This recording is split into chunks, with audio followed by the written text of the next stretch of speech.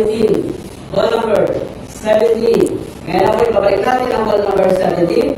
Ipangkakasama ulit sa ating grand propose. Yan ang propose na sa aking receive keeper para sa pagpili ng pangalawang winning number. Step ready.